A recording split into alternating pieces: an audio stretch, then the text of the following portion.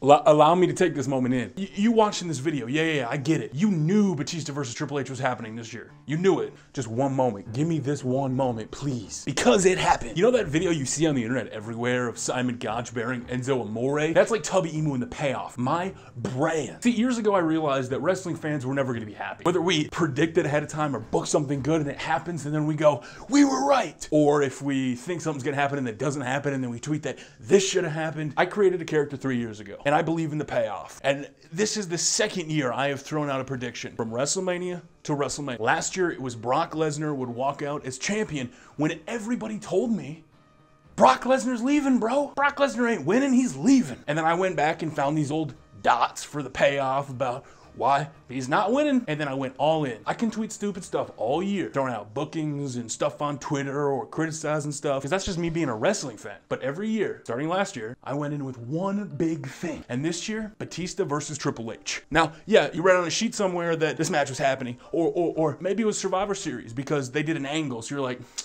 I knew it. Now you're probably like me. You're on the internet. You're like, I knew it. They were always doing Batista versus Triple H. I started tweeting about it after WrestleMania last year, bro. Bro, I'm the brand. I told you. Like, I don't know what more I can do. Now let me lay this out for you why I thought this was perfect and why I think they can still follow up on this. I think they can even relate it to Becky Lynch and Triple H and Vince McMahon and make this fun. See, Batista left the WWE in 2014, and when he left the WWE in 2014, he was sent packing by Triple H.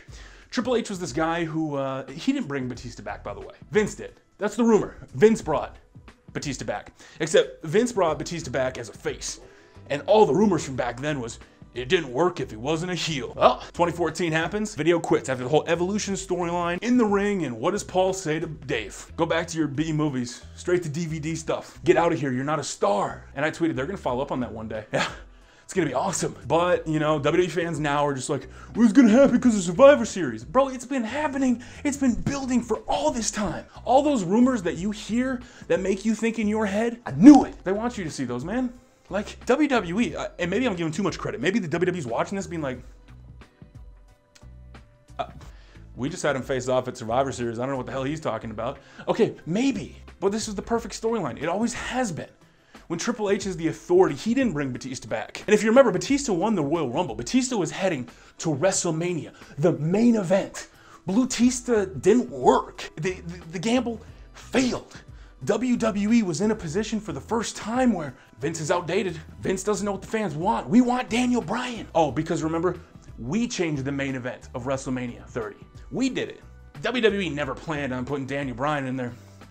Nah, it ain't like that, champ. Or was it? Who won the Rumble? Batista. Who guaranteed a shot at WrestleMania? Batista. Has this happened before? It has happened before. Batista won the Royal Rumble. John Cena got in the match after he qualified at No Way Out. Second time he gets screwed. On that card at WrestleMania, what happened? Who took Batista's moment? Daniel Bryan did. We all know that. He won. He was in the best storyline ever. But in the back of that, Batista came back to be champion. He knew how he would be successful. He told the WWE, I don't want that. Let me be the bad guy. WWE said no. Evolution flopped. The Shield beat him. Triple H sends him packing. Years later, Batista becomes this movie star. Guardians of the Galaxy. He's the next Rock. He is taking off in Hollywood. He is a big deal.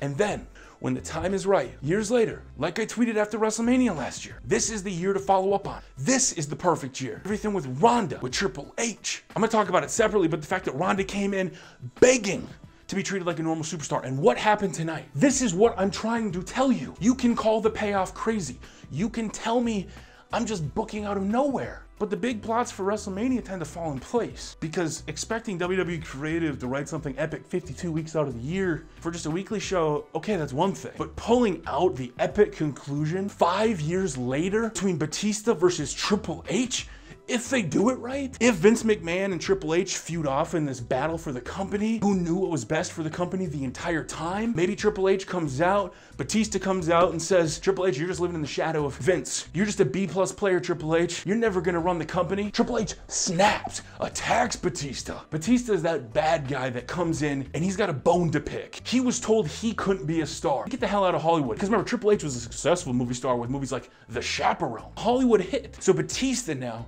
has got all the fame in the world. We know The Rock can't wrestle because of insurance, right?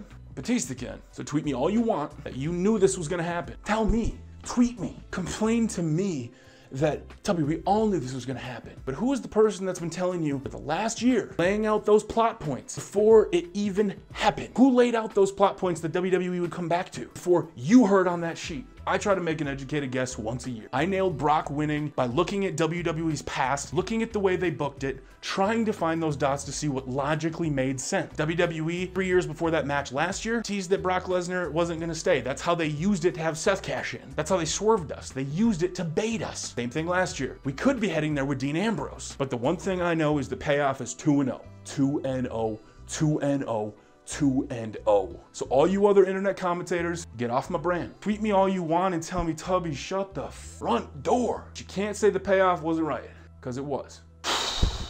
Make it 4,998 things wrong a year. But I am the Wrestlemania of predictions, because when it matters, that one storyline that's gonna be pulled out of the crevices by WWE to make it work, I'll be there to find it. Wherever I can find a payoff, I'm gonna bring it to you. Whether they follow up on it is their deal. But I'm Tubby Emu. The payoff is the brand. Welcome to the show, and we're gonna have a lot of fun in the next couple months on YouTube. That old Tubby Emu, nothing compared to this one. 2-0. How's that for a payoff? But again, you already knew it, didn't you? In the shadows